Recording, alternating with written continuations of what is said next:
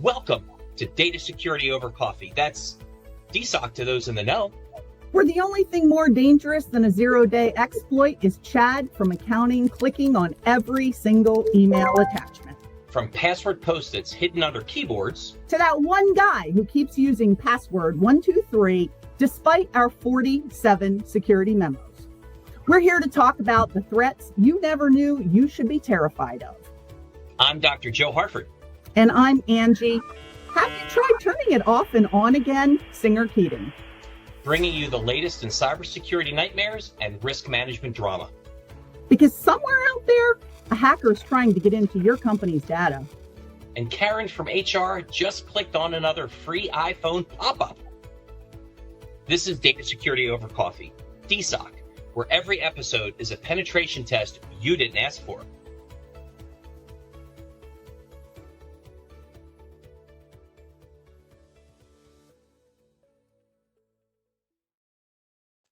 Wow. I always say that every time. And I know that you're amazed by that, Natalie. And by the way, I am actually. did you notice that I had on my proper ConnectWise Evolve swag in that video? You know what? I didn't. I was so wowed by the dialogue. I didn't even notice what you were wearing. I know. Actually, Angie was responsible for that script, and it's very hard for me to give her a compliment in front of the 255 people in the audience because they knew that Natalie Suarez was going to be here. That's why we have so many people.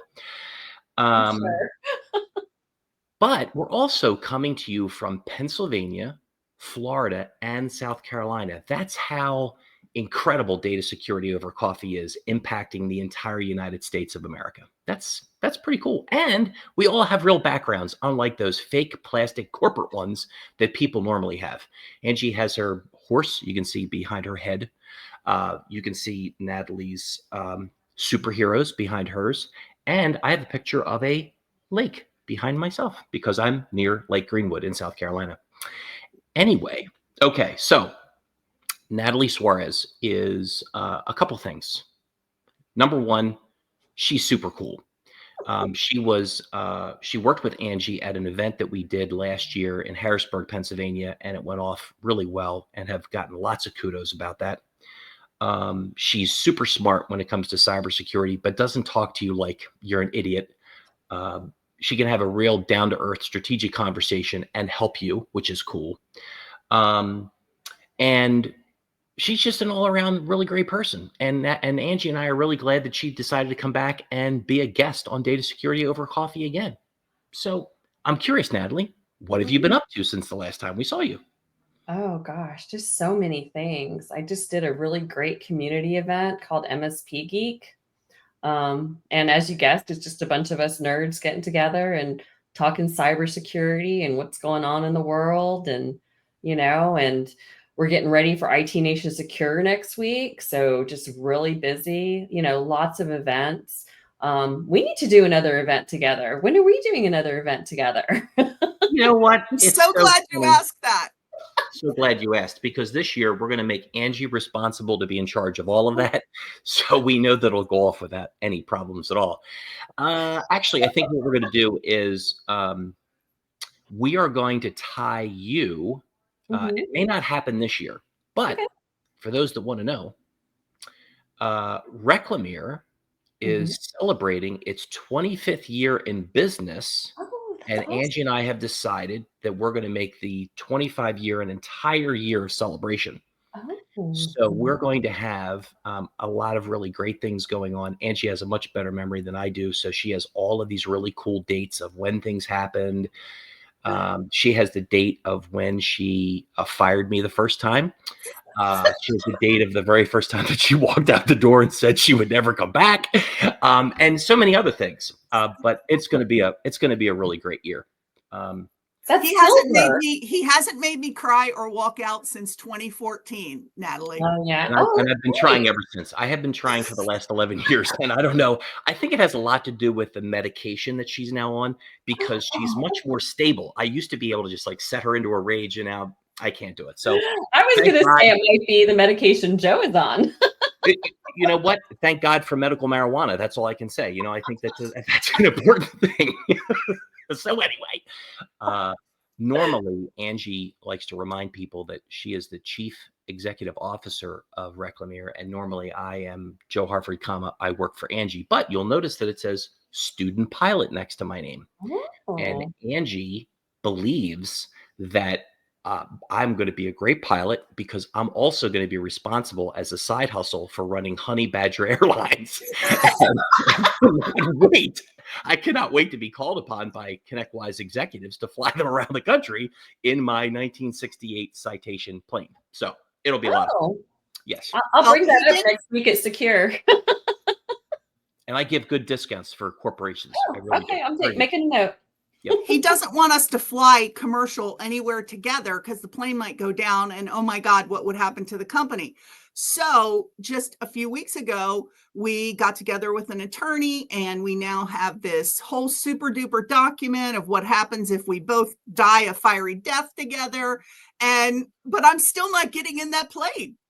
And I have 3 words for him: John Kennedy Jr. Oh. Yeah, but you know, I think I'm cooler than John F. Kennedy Jr. And you know, remember that guy, that Captain Sully guy? Mm-hmm. I can land a plane. I'm telling you. Yeah, but I think he graduated Brown. He was really intelligent, and you only graduated from Penn State like me. So. Oh. Okay. For those that are in the Penn State, 55 people just dropped off. That's interesting. Wonder why that happened. Okay. Good work, Angie. Good work.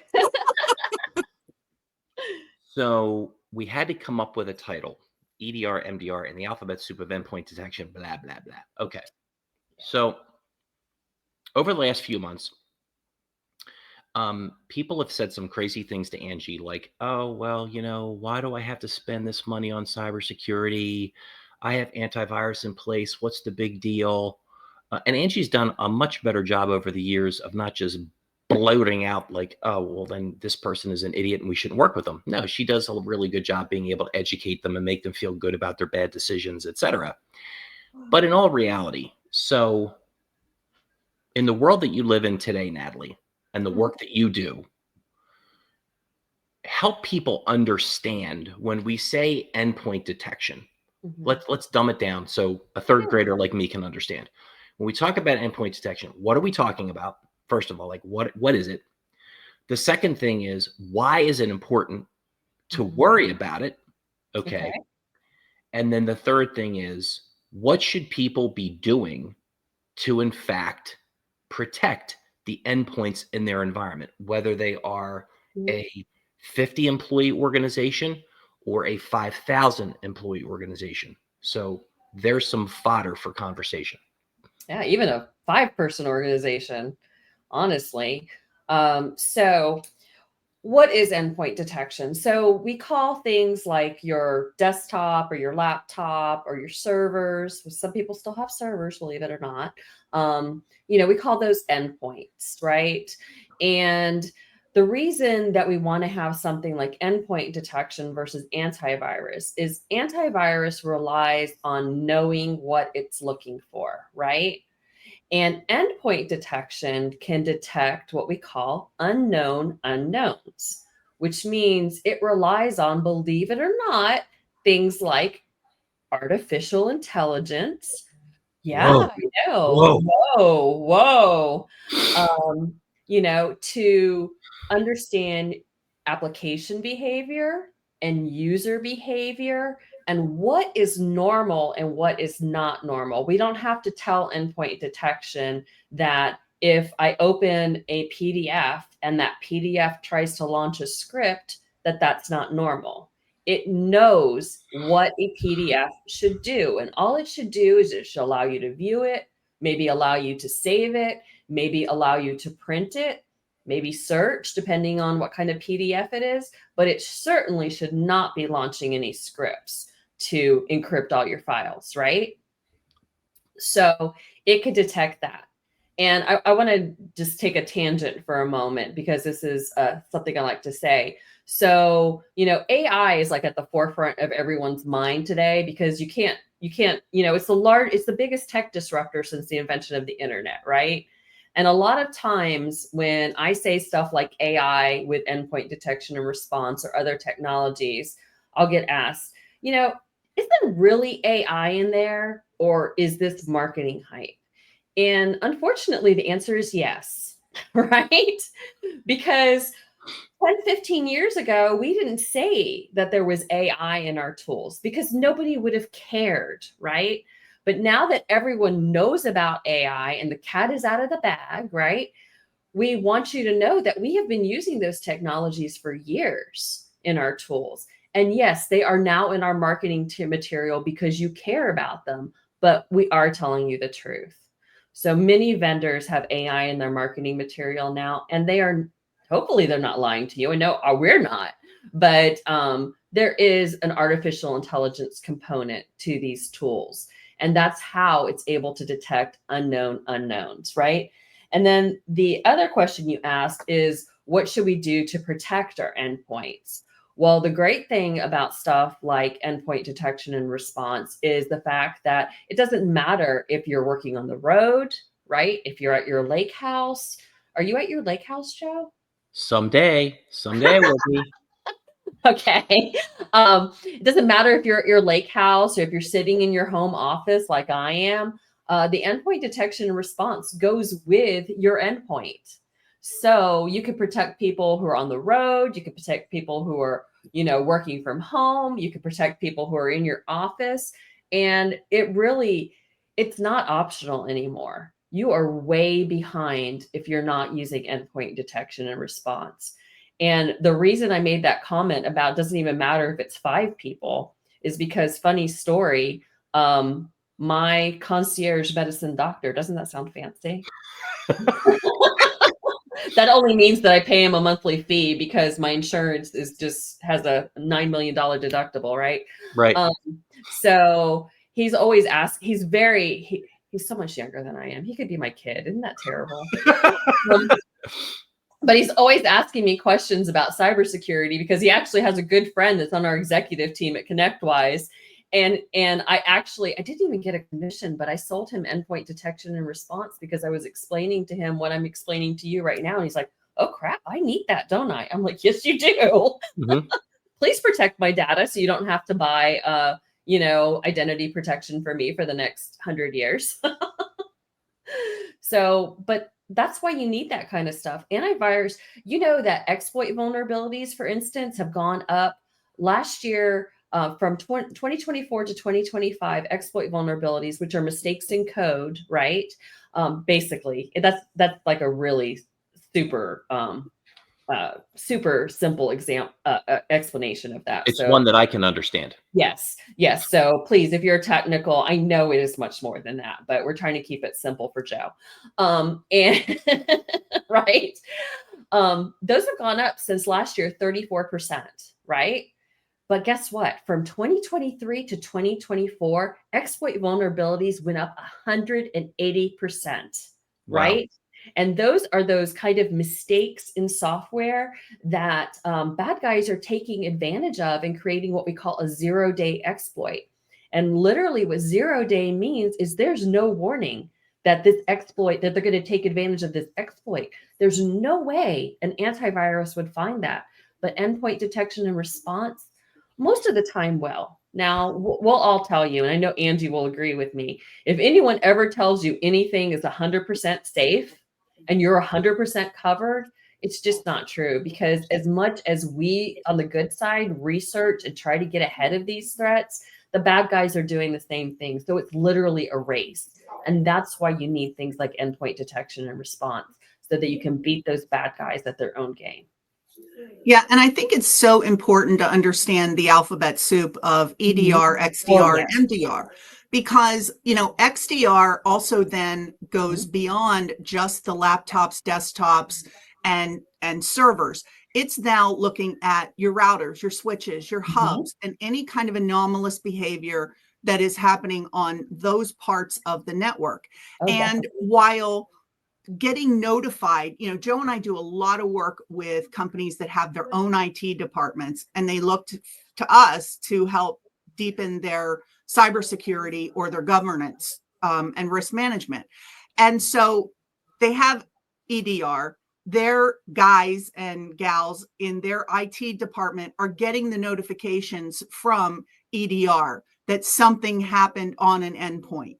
And those types of anomalies, especially in an organization where you know what normal looks like, yes, it's perfectly suited for your IT folks to mostly address those and then use us as help for fallback if you see something anomalous. But when we start talking about the infrastructure of the network and your internet pipeline and all of this other really complex network infrastructure, that's an area where clients don't often have the expertise. And so when you do something called MDR, which is managed detection and response, Reclamere manages it with your team.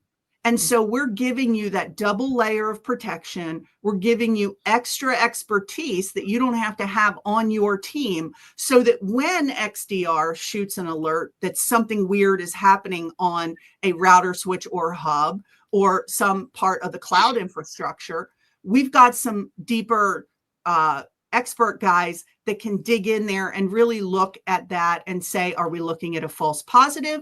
Are we looking at something that is normal? Are we looking at something that is an attack that's getting ready to happen? We can be that extra layer of defense for you. And so that's why we like clients to get their MDR and XDR through us, so that we can give you a comprehensive solution of a managed detection and response that gives you all those extra layers. Right. And then when we add XDR, because we're going to do this whole alphabet here today, on top of that, you're looking at your cloud applications like your Microsoft Office or your Google Workspace. You're looking at your network traffic, because it's really important. If we do have an anomaly, the more information we have from your network and those devices, the better job we can do seeing what happened, what went wrong. Where did the bad guy get in? Did the bad guy touch anything when they were in there? Because sometimes, because we're always talking about defense in depth, right, Angie? Yes. Sometimes, they may get in, but other areas in your network, they may not get past them, right? So they may get in, and then we say, well, they got in, but this isn't the big one. This isn't a breach, right? This is only an incident, because while they did compromise your network, they didn't touch anything, right? Right. And if you've got a good SIEM in place, that also gives us additional data that we can use to validate that nothing was touched, which is one of the most crucial elements, is being able to prove that negative, which is so hard without good, proper defense in depth. Oh, yes, very hard. And, that could be the difference between a huge fine, right? A huge compliance fine and having to provide that identity protection to all your clients, and, really not having to do anything other than note that, we need to shore up this part of our defense because a bad guy was able to get in here. And, but they didn't make it any further. I mean, we've had real life incidents of that at ConnectWise, where we've had customers, and because they had that SIM and they had that, kind of XDR, the network and the cloud and everything, we were able to tell, because sometimes employees have documents where they shouldn't have them. It's happened to multiple healthcare companies where there's been documents where they shouldn't be, but because they had that full XDR SIM type of capability, we were able to go in and say, hey, yes, the bad guy got in, but they never touched this document with the protected health information. Therefore, we don't have to pay a fine. Yeah, one of the things that's most heartbreaking is when our clients do call us and say, we had an incident, they got into a mailbox, but we shut it down. Everything is great. Yeah. Our next question is, what's in that mailbox? Exactly. And that kind of then brings up, in those organizations that have good data governance, there's nothing in that mailbox. Right. In clients that don't have good data governance and employees are using their mailboxes as their file storage, that is a horror, because the amount of information that's sitting in just one spreadsheet can really, really be so unbelievably harmful. Oh, yeah. So just that, that also brings up the importance of good vulnerability scanning, regular vulnerability scanning, because, you mentioned errors in code, but errors in configuration are the number one thing that we see when people do have harmful compromises. There was something that was misconfigured in Office 365, and maybe it was configured properly when it was deployed, but there's been some type of update. We all know the horror of Patch Tuesday, but something changed. And if you're not having regular vulnerability scanning, that's the benefit that we can bring at Reclamere, to be doing that regular scanning for you, and then helping bring your attention in a risk-based approach of what are the vulnerabilities you really need to be looking at, and how do we mitigate those. And so that's so unbelievably important, on top of your MDR, XDR, EDR. So I'd like to go back to something Angie said. Sorry, Joe. That's okay. Okay. Governance. You have to have governance is your foundation. Yes. If you don't have that governance foundation, do you want to talk, Angie, about how Reclamere handles that, how they work with their clients to make sure they have that? Yeah. Well, there are really two ways. For many of our clients that are just starting on that journey, and they're kind of in that small to mid-sized group, we're thrilled to come in and help you with your data governance. What is your retention policy? What is your destruction policy? How do you follow that? How do you monitor that? How do you decide on what DLP tools you're going to use? All of that stuff, we can come in and help you build that from the ground up. But one of the really cool things is Reclamere is now part of something called the BDO Alliance. And BDO is the 5th largest accounting firm on the planet. They are built for the mid-market. And those organizations that they're not enterprise yet, but they're right on that cusp, that's the type of organization that now with our BDO Alliance, we can reach out to our partners at BDO. I had a client, one of our major clients, that reached out about a data governance project, and it was beyond the expertise that I'm comfortable with. I reached out to BDO. They put the global privacy person from BDO on the phone with our client within hours. So that kind of depth of experience, but more importantly, when you're out of your depth, having a good referral source that you can trust and know that your client is going to be in good hands on something as important as data governance. Now I feel like that was kind of one of the missing pieces, because Joe's in sales. He hates when our clients outgrow us. But the fact is that we are built for the SMB space. And when our mid-market clients are on that cusp of going into enterprise, that's where we need to be able to give them trusted partners that we can reach out to. That's fantastic. Okay, we'll let you talk now, Joe.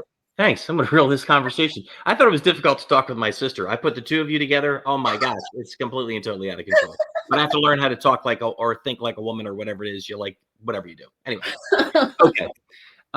So alphabet soup is only part of this conversation because the two of you have already blown up my brain with things that you're talking about, and then you can add GRC and everything. Okay, so I'm gonna dumb this down because I'm not a technologist and I don't play one on television. Okay, I'm an individual that has to go out and I've got to deal with clients, prospects.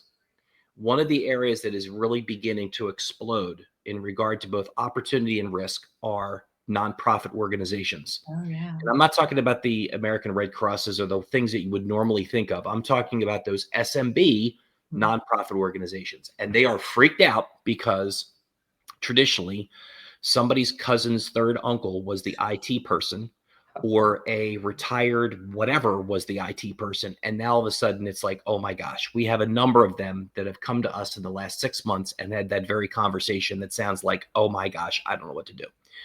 So what can we do as service providers? How do we help to educate a nonprofit executive around this world where it's not so confusing and it's not so overwhelming when you have this alphabet soup, or you use the term SIM, or you talk about governance, risk, and compliance?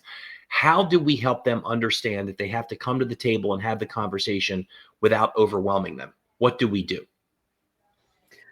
So I think one thing I like to say is, this is a dead philosopher quote: "Perfect is the enemy of the good." That's Voltaire. I used to have a boss who used to always say, "Perfect is the enemy of done." And what he really meant was the Voltaire quote. And the reason I say that is, and the reason he used to say it to us is, you need to start somewhere, right? You don't have to get it perfect from the start. You just start somewhere. And the way I like to tell people to start is I explain to them the NIST framework. Now you're going to think that sounds complicated, but it's not, because it's it's actually 5 pillars in the foundation now, right? Mhm. So it's identify. Everyone knows what identify means, right? We identify, what do we have? What data do we have? What systems do we have? And then we classify them. What is our most critical data? What data do I have to run my business? What data is needs to be the most secure, because it could be the most harmful if a bad guy touches it, right? And then do the same thing with your systems. And then after you identify everything, you need to learn how to protect it. And that's where we come in with all the acronym soup, right?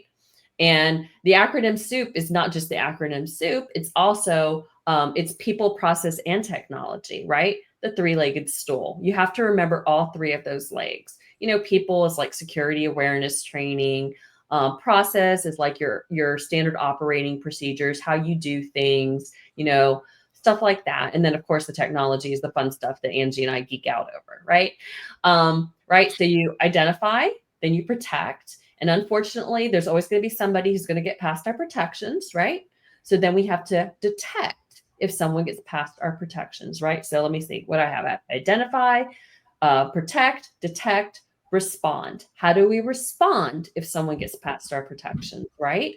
So, respond is, do we call our managed service provider? Do I call Reclamere? Do I call my insurance company? Do I call my attorney?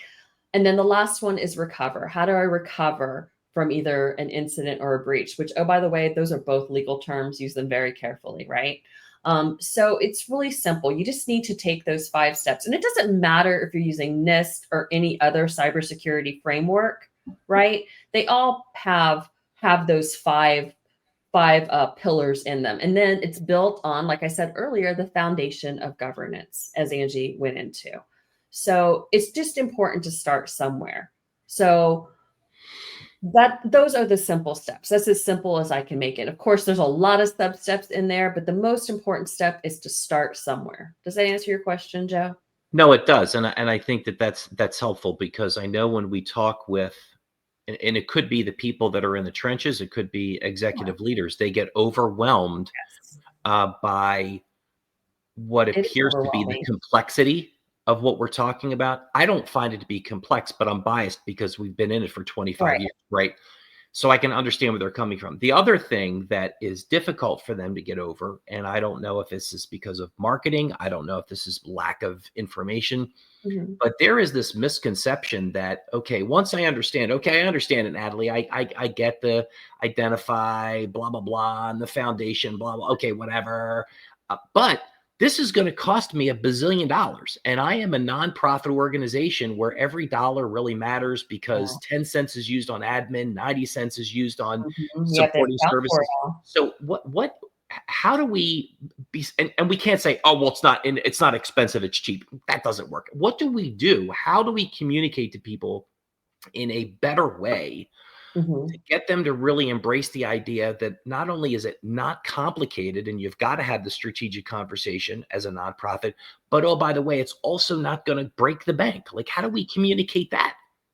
Right. Well, I think that the challenging part for the not-for-profits is that if they have never budgeted, I mean, we've worked with nonprofits that have never even budgeted for the IT. You know, Right. they're working with donated equipment. So we have to start at a very fundamental level of what is it that you have and how do we strengthen what you have by meeting you where you are? Because I don't care what the not-for-profit is. If you have IT equipment and you've never had just a gap assessment or a security risk analysis, and I use the word gap assessment because I think if there's no budget, that's one of the first things to start with, which is, do you have this? Yes or no? That is not a risk analysis. A risk analysis is, do you have this? If you say yes, now we need to talk about how is it effective? And how do we measure the effectiveness? And then how do we validate the effectiveness? So you can see where there's a considerable price difference between a gap assessment, which is what most MSPs do, to a true risk analysis. The biggest thing I think to warn any organization, but especially nonprofits about, is if someone comes in and says that they can solve all your problems by selling you technology, you need to run as fast as you can away from that organization. Yes. The most important thing to look at first and foremost are the people and the processes you currently have in place with the technology you currently have. And as Natalie says, not letting the perfect be the enemy of the good. How can we make all those things better with what you currently have? But you do have to start by having a budget. And I know from the nonprofit boards that I sit on that are made up of fellow CEOs and fellow executives of places like banking and healthcare, they're now asking our executive director and our financial people, what do we have in place to protect our not-for-profit so we can protect those dollars that go to serving our people? Those are some of the most important things, I think, when we start talking to a not-for-profit at the very outset, if they are very immature in their cybersecurity journey. Oh, you're 1,000% correct. You have to understand the risk. What is the risk? You want to continue to provide those great services you provide. And the only way to do that is to protect yourself, right? Yeah. And there are some very cost-effective measures. It's a very pragmatic approach that you just suggested, Andy. You work with what you have first. You have that analysis, that risk analysis, and you build a roadmap and you go from there, and you have to prioritize and decide what's most important to do first. I think the other really super important thing that not-for-profits have to be very cognizant of right now is they have to train their financial people. They have to train all of their people not to click on anything. Nothing. Because right now, nothing, without calling and validating the source of the email first. Because right now, I was just talking with a not-for-profit person Monday at a picnic. She told me their funding with the state of Pennsylvania has been cut by 20% because they expect that they are going to lose at least that many federal dollars. So if you're the financial person for that organization who's already worried about the 20% you've currently lost, and now you get an email saying, if you don't click on this and respond, you're going to lose this grant. That is, people are already in a headspace of very stressed out right now at not-for-profits. So it is more important than ever before that anything that comes to your inbox or any telephone call that you get that puts any kind of pressure on you about money, that is your big flashing neon sign to stop, to think, to verify. Because I think not-for-profits right now are super ripe for cyber criminals to exploit. Oh, because 1,000%, 1,000%. Lots has changed. A lot has changed in the cyber landscape, right? I can use AI to say, "Hey, write me an email in Angie Singer-Keating's voice that Joe will click on," right? Yeah. So it's super important. And phishing comes in all flavors and sizes now. It is your email. It is calendar invites. It is meeting invites. It is text messages. Click Nothing. She is 1000% correct. And Don't let me say this. I'm going to get on my soapbox right now at salespeople. Uh-oh. If you send me an unsolicited calendar request that ends up in my calendar, that is a really great way to get your company blacklisted. I don't care how great your stuff is. I will make sure that nothing from your company gets through to me. I hate that. The same way I hate them calling me on my personal cell phone. That's another great way to make sure I never do business with your company. I don't care how much Joe comes and begs me. We will not. I hate those sales tactics. But yes, they are also those unsolicited calendar invites. You thought, well, maybe somebody did sign me up for a meeting. Absolutely do not click on those ever. One of the things that we've been challenged by for the last 25 years, Natalie, and it's hard, it really is to get Angie to be more expressive. And I'm hoping that through therapy and additional modification to medication, that she's just going to be able to like let it out a little bit more, because it's hard when you got to pull it out of her, because I don't know where she's coming from and how does she feel. Oh my gosh. Okay. So yes, ladies and gentlemen, we have a comment. Actually, it's not a comment. I don't know why StreamYard has a comment. It's a question, not a comment. Anyway, Natalie, what do you see over the course between now and the end of the year?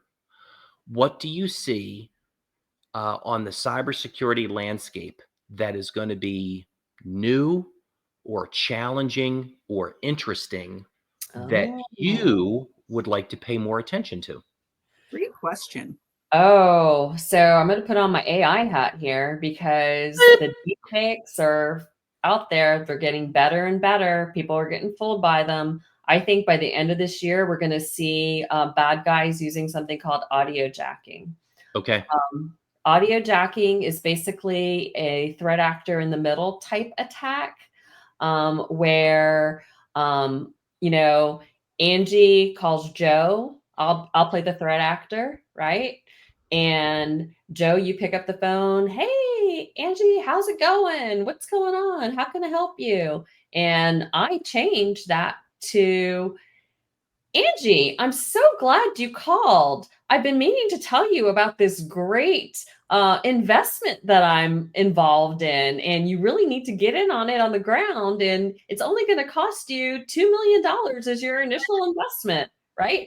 And I say that in Angie's voice and vice versa. And I talk to Angie in Joe's voice, and I completely change the conversation between the two of them to try to fool them. And that's been done in proof of concept. I think the only reason we haven't seen it yet is processing power, but we're getting so close to quantum computing, and we're getting so our processing power just exponentially goes up. I mean, I thought I was high speed when I first got that first 200 megahertz computer. That was the size of my desk, right? But I think the deep fakes and the deep fake audios, I think that's really the biggest threat out there right now. I'm sure someone will think of something else novel, but and I'm glad you asked that question, because one of the things I've been asked when I've spoken to people about AI and the deep fake thing is, how do I protect against that type of stuff? And one of the ways to protect your small to mid-sized business from deep fakes is, remember people, process, and tech, right? When we have financial fraud, we've usually failed in the people and process part, not in the tech part, right? Mm-hmm. Is you're going to need to get back to having personal relationships, like with your banker, and having policies and procedures in place that we don't just allow anybody to change wire transfer or ACH numbers. And we have to have two-party control for transactions over a certain amount. And over another threshold, maybe we don't do those transactions at all unless someone in particular is at the bank in person. Mm-hmm. I think that's going to be our biggest protection against deep fakes. So, Joe, I have a quiz question for you. Uh-oh. So how long an audio clip do you think a bad guy needs to create an accurate deep fake of your voice? Just come on. How long of an audio clip? Yeah, how long of your bad voice guy need in order to create a deep fake of my voice? Mm-hmm. 45 seconds. Ooh, way off, Joe, way off. Okay. 3. How scary is that? 3. How scary is that? Yeah. You know, I think would be really cool. Obviously, we can't do it now because we just can't. I think it would be, and maybe it's going to happen at IT Nation Secure. At least I hope it does. But to be able to run through a demo of literally capturing that, okay, let's call it 5 seconds. Capture 5 seconds of Angie's voice, flip that thing around, and then actually run through that. I think that would be a cool thing to be able to see. Cool. Yeah. Yeah. And of course, the more samples of your voice they have, the more accurate it will be, the more they'll be able to change words that you say and make it more variable. But all it takes is 3 seconds. I just find that absolutely frightening. It is frightening. It is frightening for sure. And that kind of social engineering testing, our folks can do. So if you're wondering whether or not your financial people would fall for something like that, or you want to educate, we can build a social engineering program, training program for your staff, where our people, if there's a clip out there, we can do that. I think that it's so important also on a personal level to train your friends and family, especially your elderly family members, that if you get a call, you need to have, number one, you need to call back the person at your number that you know to call them at. And number two, you need to have some type of safe word that if that person doesn't know the safe word on the other end of the phone, without a doubt that they are 100% not who they say they are. And that's absolutely crucial. Here at Reclamere, there's only one person that can do any type of money transfer, and that's me with this little doodad. But the dual control is I don't pay anything that Tina, our office manager, has not validated for me is a legitimate invoice. It's that simple. Two-party control. Absolutely. Yeah, but you know what? But you say it's that simple. It's that simple for you because of your experience, what your background is, the fact that we've had aggravation in our own past as a small business. I think that there's a side hustle alone, just being able to sit down with 5-person organizations that are in this particular situation just to help them set that up. Because everybody knows everybody's running at 1,000,000 miles an hour. You're trying to keep up. And it's just one of those things where you click on the wrong button or what have you. And then all of a sudden there's a major issue. Yes. And so, for I guess really when I thought about the theme for the month, and Angie and I, we took a look at the calendar and what we're trying to do. And the reason why we asked you to come on, Natalie, besides the fact that you're super cool, is people are tired of fear, uncertainty, and doubt. Yeah. They're tired of, oh my gosh, if you don't do this, you're going to go out of business and you're going to, people don't want to be educated. People want to be educated. People want to be made aware. The fact of the matter is that cyber incidents are going to continue to occur. Data breaches are going to continue to occur. Our job as a service provider is to get people to be aware on the front side. You may not necessarily want to be our client. That's your loss, but that's okay. But just to get people to pause for a moment and just think about it. Many times when an engagement is over, people will say to Randy or Angie or even myself, oh my gosh, I didn't realize it was not that expensive. It wasn't time consuming. It wasn't that difficult. And the reality is that it's really not. It's just trying to get people to come to the table to have the initial conversation because that's what's beneficial. That helps them. My favorite thing to hear from a client, especially because we work with so many clients that have their own IT department, is thank you. The things I was able to get that I've been asking for years in some cases, I now have budget for because of the security risk analysis that you perform. And we also partner with a ton of MSPs. We're not competitors to them. We are friends of them. And one of the things that we love is when they bring us in and then they say the same thing. My client thought I was just trying to sell them something, but your security risk analysis convinced them that we need to have these things in place. Yeah. I love hearing that from our direct clients and then from MSPs who bring us into their clients. Yeah, many people don't realize that some of these security controls are actually not blockers to productivity. they can actually boost your productivity, Yeah. right? Like a password manager. You don't have to remember a bunch of secure passwords. It just, it magically inputs them whenever you go to the app or go to the site, right? Yeah. That saves Yep. me a ton of time. Yeah, right? absolutely. Yeah. Love them. Yeah. I think you got a couple things there. Number one, it's about developing habits, right? Yes. I mean, it's a habit to work and use a password manager. It's a habit to deal with MFA. I can tell you right now, if we take a look at the level of security that Reclamere has in place today compared to what was available to us 10 years ago, I'm not less productive today.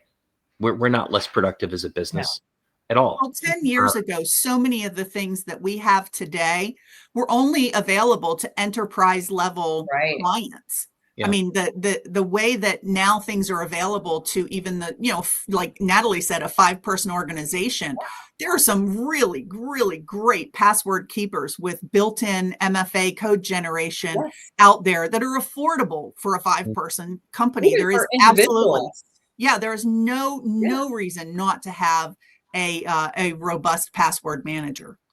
So if we go back to the subject that we talked about earlier, so what is in wrapping this thing up, what advice do both of you have for people if they're coming into this thing going EDR, MDR, XDR, ABC, 1, 2, 3, whatever?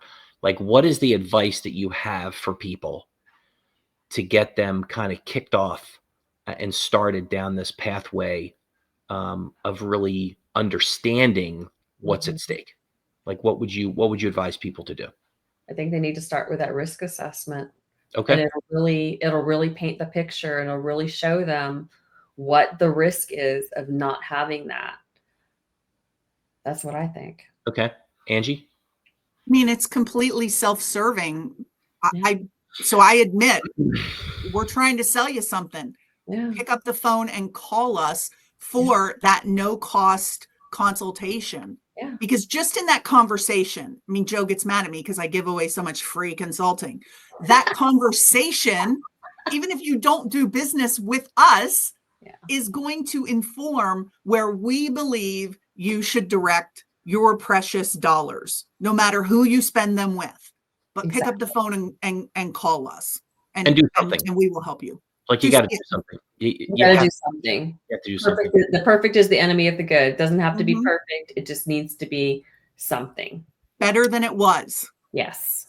So, Natalie, thank you. Thank you. Natalie Suarez will be at ConnectWise Secure, IT Nation Secure in Orlando, Florida next week. Which I am so bummed I can't go to, but I will be at the Sphere in Las Vegas on my pre-honeymoon watching Kenny Chesney. Oh, are you really? Oh, I'm so jealous. Yeah. That's awesome. I'll be in Cincinnati, Ohio. That's why I had to turn you down when you invited me to be on that panel with you. Yes, it's my pre-honeymoon. I didn't know about Kenny Chesney. Yeah. I would only miss something like Secure for either Kenny Chesney or George Strait. Oh, yeah, I would too. Don't talk ConnectWise. So we're going to try this super duper technology outro. Don't go anywhere, Natalie, and we'll see what happens next. We'll see. Thank you. Thanks.